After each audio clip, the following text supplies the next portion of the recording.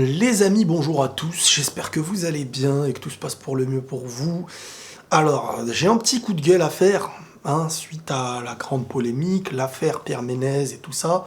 Par exemple, je vous lis certains trucs. Après l'agression sexuelle de Pierre Ménez, d'autres archives accablantes depuis la diffusion du documentaire Je ne suis pas une nanana, je suis journaliste sur Canal+, ces séquences d'agression sexuelle télévisées sont repartagées et tout. Bon, le terme agression sexuelle, moi je suis personne pour venir le juger ou le jauger, mais j'ai un coup de gueule des deux côtés en fait. Il y a deux choses à blâmer dans cette histoire-là. Premièrement, tu ne touches pas une femme qui t'est étrangère en fait. Je sais pas quelle éducation quelqu'un peut avoir d'arriver dans un plateau, d'embrasser une personne parce que tu bosses avec elle, te permettre des choses, tu sais pas si elle est mariée, tu sais pas si elle a envie, tu sais pas si toucher à sa robe, ceci, cela, taquiner ou pas taquiner, bref, j'ai pu voir les réponses données de Pierre Ménez par rapport à tout ça. Ça c'est le premier truc à blâmer et il y a aucun problème, faut le blâmer clairement. Mais si ces choses-là elles se répètent, si les personnes qui font ça elles sont à l'aise, c'est pourquoi à votre avis? C'est pour quelle raison? C'est parce que, en premier lieu, quand quelque chose ne paraît pas grave à tes yeux, t'en rigoles. Tu y participes indirectement. Tu repartages ça avec de l'humour. Allez en dessous des photos des femmes. Allez en dessous des photos des journalistes, des femmes. Allez voir les commentaires. Je vous garantis que dans 90% de ces commentaires-là, vous allez retrouver des gens qui, lorsque l'affaire monte, et qui commence à y avoir des propos comme atteinte, harcèlement, il l'a embrassé de force, ceci, cela, ce que vous avez vu vous-même à la télévision dans des émissions qui sont passées, parfois même en direct, ça n'a pas fait de bruit. Ça n'a pas fait de bruit, ça n'avait pas l'air de déranger les gens. Faut être clair avec soi-même. Pourquoi lorsqu'une affaire devient une affaire d'État, les gens s'éveillent en mode « c'est grave, il faut le punir, ceci, cela ». Et si ça n'était pas devenu une affaire d'État, vous voyez une chose qui ne vous dérange pas. Jusqu'à ce que ça touche à votre mère ou à votre sœur. Et je sais que quand je dis ça, il y a plein de gens, ils aiment pas. Il y a plein de gens, ils aiment pas ce genre de discours.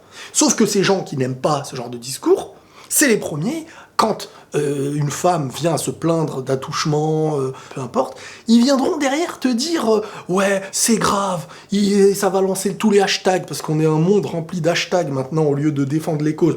Au moment où on les regarde, au moment où on les voit, nous, on attend 5 ans plus tard, quand ça fait du buzz, on sort des hashtags. Et c'est normal que la personne ne se rende même plus compte de la gravité de ce qu'elle peut faire, quand, lorsqu'elle le fait, le présentateur tape des barres, les gens autour tapent des barres. Et nous, sur Internet, on contribue et on participe à ça. Le harcèlement, quand les gens ils en arrivent au suicide, qu'est-ce qui se passe? Ces mêmes forums, ces mêmes réseaux et tous ces endroits qui facilitent le harcèlement et qui poussent des jeunes dans des déprimes, dans des rejets et parfois jusqu'au suicide, viennent à dire « Oh, c'est très grave, ça se fait pas, hashtag et hashtag ». Mais la remise en question, elle doit se faire individuellement. Elle doit se faire quand tu vois quelque chose d'anormal. Quand tu participes à une chose et que derrière tu viens t'en plaindre, ça n'a aucun sens. On l'a vu sur Twitter.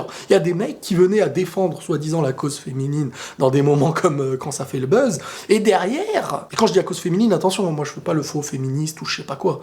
Il y a ce qui est à défendre, il y a ce qui n'est pas à défendre. Ce que je défends pour l'autre, je le défendrai pour ma mère, pour ma sœur, et ce qui est défendable. Je suis désolé, une femme dans un plateau, tu vas pas la voir, la prendre dans tes bras, la coller comme ça. T'es qui, la meuf? Ça se trouve, elle est mariée, ça se trouve. Mais ça, c'est pareil dans tous les cas. Et c'est même pareil en dessous de sa photo. Elle a envie de mettre une photo, la calcule pas. Ne regarde pas ce qu'elle a à proposer si ça te dérange. Moi-même, il y a des choses que j'aime pas dans la manière de faire de certains. Tout comme il y a des gens qui n'aiment pas les choses dans ma manière de faire. Mais on est aussi autant... peut-être pas autant, mais voire un tout petit peu en dessous à blâmer que celui qui commet l'acte de faire un mec, de faire la blague d'embrasser, de faire la blague de lever la robe, de faire ceci, cela, qui, lorsque tu le vois en direct, le public tape des grosses barres, tout le monde rigole et la majorité s'en plaigne que quand la victime s'en plaint. Et ne venez pas à critiquer, et là je parle pas de ça, parce que autant là on parle pas d'un viol, il y a des choses à ne pas faire, je suis d'accord, ça peut vraiment humilier, je suis d'accord, c'est pas un viol non plus, ça aussi il faut être d'accord. Mais il y a des choses où les gens parfois ne viennent pas s'en plaindre tout de suite. Et c'est pas parce qu'une personne ne se plaint pas d'une injustice ou d'une humiliation tout de suite que c'est un jeu quand elle s'en plaint après. Je pense que vous, ou parmi vous, il y a des gens qui ont subi des choses peut-être dans leur enfance, ils ont été conscients de l'avoir vécu. Mais peut-être qu'à un moment donné, le temps que ça a pris dans leur tête à se rendre compte de la gravité, voire à se rendre compte de pouvoir en parler, parce que parler parfois d'une chose humiliante, c'est se rajouter une humiliation, surtout quand ça a été fait en public, Et quand c'est en privé, parfois, la difficulté et la peur de la réaction qu'il peut y avoir derrière et des conséquences, c'est aussi quelque chose qui fait peur à une personne. Donc venir en plus de ça, quand une victime vient se plaindre, et là je parle pas que des femmes, hein, je parle de tous les domaines, même d'un homme ou d'un garçon qui s'est fait harceler, qui s'est fait taper, qui s'est fait violer, qui s'est fait racketter, qui peu importe le domaine, quand ils mettent du temps à en parler, parfois faut pas venir leur dire « Ah bah fallait en parler plus tôt, nanana ». Là, t'as envie de dire « Rentre chez toi, parle pas avec moi, tu n'as aucun soutien, tu n'apportes rien, et tu viendras pleurer dans 2 ans quand ça va toucher ton fils, ta soeur ou ta mère ». Donc, un petit peu de réflexion, un petit peu d'intelligence aussi, parfois, ça fait pas de mal.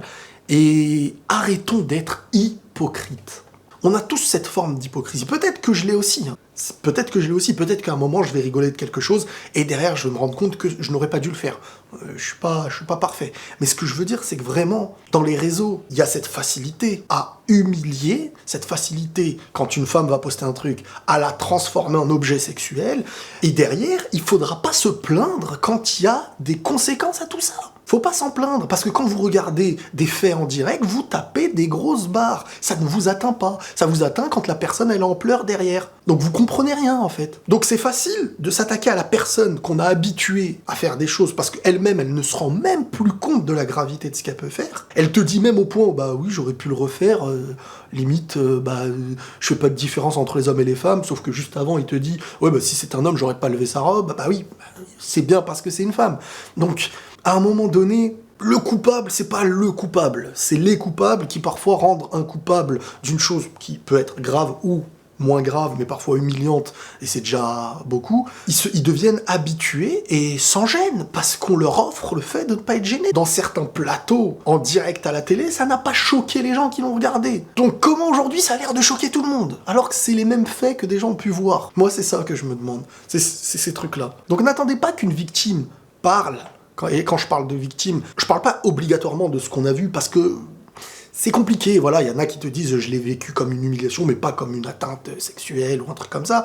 Mais n'attendez pas que des gens viennent dire ça a été grave pour moi pour réussir à jauger dans vos têtes ce qui est normal ou anormal. Et arrêtez, s'il vous plaît, un dernier truc, les petites guéguerres hommes-femmes, trucs. Quand tu vis encore, et t'as 30 ans ou 40 ans, et dans ta tête t'es encore je défends la cause masculine ou la cause féminine, l'homme c'est ceci ou la femme c'est cela, parlez que entre vous en vrai. Vous n'avancez pas dans votre vie en faisant ça. Soit tu te bats pour ce qui est juste, soit tu te tais ou tu joues tu te mets dans ton lobby et tu restes avec les tiens. Voilà, moi c'est comme ça que je le vois. Maintenant, chacun devrait un petit peu dans son domaine, parce que les réseaux sociaux, ils contribuent énormément à ça. Et moi, j'ai énormément de retours par rapport à ça. Les réseaux sociaux, c'est la première cause d'agissement, peut-être pas direct dans le toucher, mais psychologiquement, dans le harcèlement et tout ça, c'est les premières causes. Donc, voir ces mêmes réseaux parfois, et ces mêmes personnes venir à lâcher des hashtags de paix contre le harcèlement, contre faut arrêter. Je vous promets, faut arrêter. Le changement, il se fait individuellement. Sinon, le collectif, il est bien mignon quand les choses, elles sont déjà faites, mais quand on contribue à gauche, je sais pas, c'est comme des gens... C'est comme si, je sais pas, tu parles de pays en difficulté ou de pays qui vivent la guerre ou des génocides, etc. Tu veux donc la paix de certains dans le monde, et c'est honorable. Il y a des gens qui aident, il y a des gens qui font leur maximum, et c'est magnifique. Mais quand à côté, t'es là, tu voles, t'agresses, tu raquettes, mais elle est où ta justice en fait? Tu veux la justice du pauvre, mais tu es là à faire ce que tu reproches qu'on fait à ceux que tu aimes en fait. Donc on est vraiment dans un monde complètement qui tourne à l'envers. En fait. Je vous jure, le monde il change que quand toi tu voudras changer. Voilà. Bref, c'était mon retour parce que je pense que beaucoup dans cette vidéo devaient s'attendre à ce qu'on attaque que Pierre Ménez, il a fait ça, mais c'est bien plus profond malheureusement. Et chaque chose est à blâmer dans l'ordre. Voilà, prenez tous soin de vous les amis, et la paix sur vous.